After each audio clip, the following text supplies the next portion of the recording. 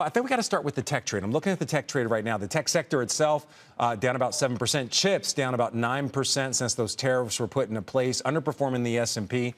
Is there a catalyst to move this sector, or these sectors, I should say, higher?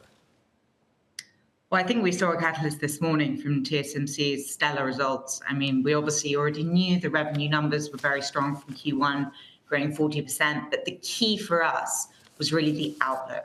So TSMC's management team, it's a very conservative management team. They're still expecting to grow revenues in the mid-20% range this year.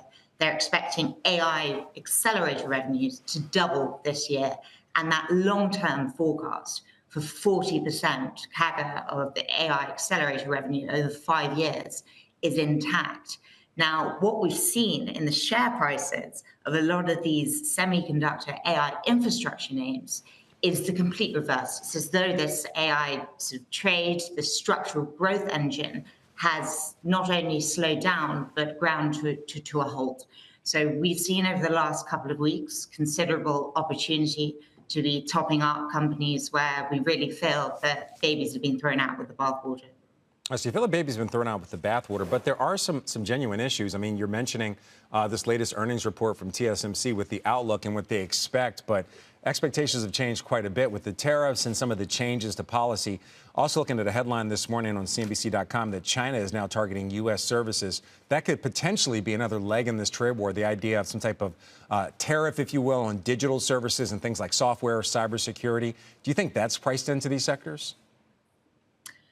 I think we've seen a lot of the bad news being priced in over recent weeks. Obviously, the uncertainty is going to remain. I think that where you want to be when no one really knows what the outcome of this trade war is going to be. We heard that from ASML CEO yesterday. Visibility is at an all-time low.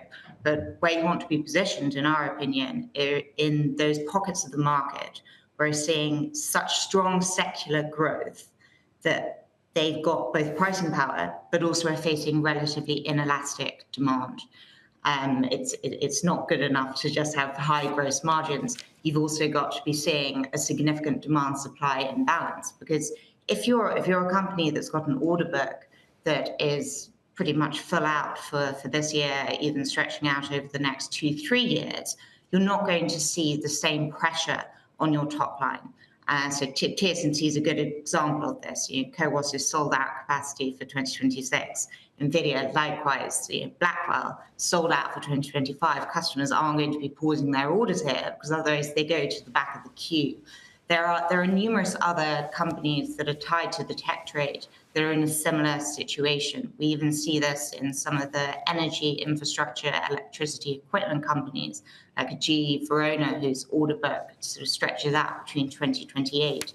So when you're faced with such uncertainty from the macro level, having those solid revenue pipelines, those order books, becomes really important at the micro level. Okay. And those are the types of companies that I think you can start building into when we see valuations off 20-30% over just the last month.